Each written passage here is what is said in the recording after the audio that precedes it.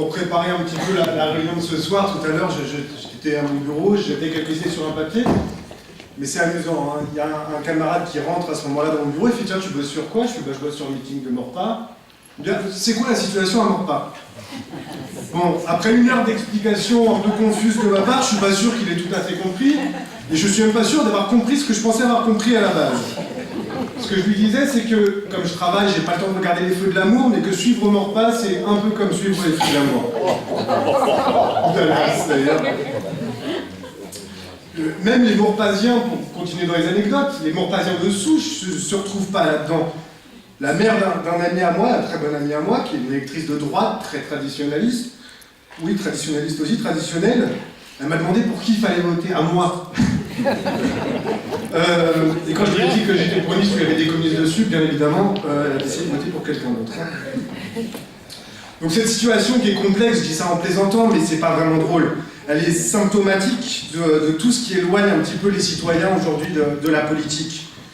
Et dans une ville comme Maurepas, ce discrédit de la politique, malheureusement, avec l'affligeant spectacle, j'ai appelé ça la lutte des places, ça contribue à faire remonter un petit peu, y compris l'extrême droite, qui se place dans ce rôle de chevalier blanc, de purificateur de la vie politique, et c'est extrêmement dangereux.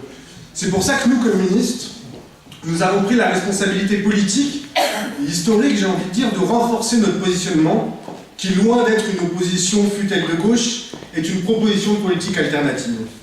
Et à cet égard, nous nous inscrivons pleinement dans cette dynamique de rassemblement à gauche, à Maurepas, qui ne tourne pas le dos à ses valeurs, qui ne tourne pas le dos à la gauche. La liste qui nous réunit ce soir, conduite par Ismaïla, a pris le parti d'assumer sa famille politique dans toute sa diversité, a pris le parti d'assumer d'être de gauche. Une gauche rassemblée pour mener une réelle politique au service des citoyennes et des citoyens de Maurepas. Il paraît, pour ce qui concerne nous les communistes, que certains affirment ici ou là que nous quémandons notre place ou que nous venons à la rescousse de je ne sais qui. Je vous rassure, nous ne venons à la rescousse de personne. Nous sommes à notre place ici, comme nous le sommes depuis des décennies dans cette ville. Quand on nous a demandé en 2008 de nous allier au second tour avec la droite, nous avons pris nos responsabilités. Quand cette même droite représente aujourd'hui un vrai danger pour l'avenir des Maurepasiens, nous prenons encore nos responsabilités. Nous ne connaissons qu'une stratégie, celle qui se fixe comme objectif de faire gagner la gauche. Faire gagner la gauche, c'est mener une politique de gauche.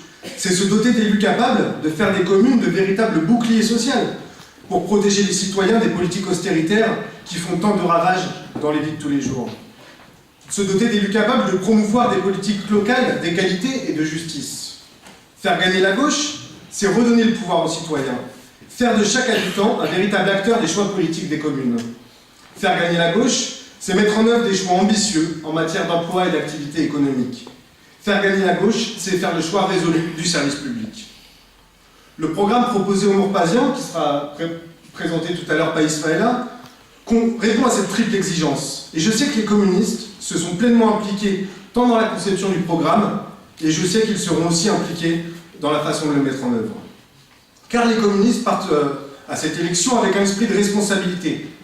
Ils partent aussi résolus et combatifs.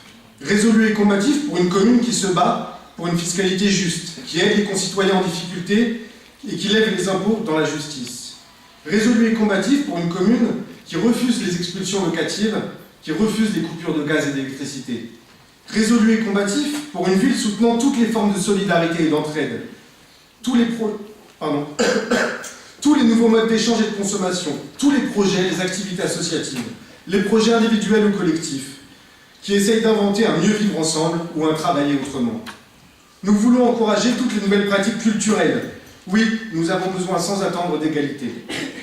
Où qu'ils soient, et c'est le cas à Maurepas, les communistes ont de l'ambition pour leur territoire, pour tous les quartiers et tous les territoires de leur commune, et pas seulement certains, tandis qu'on abandonne les autres.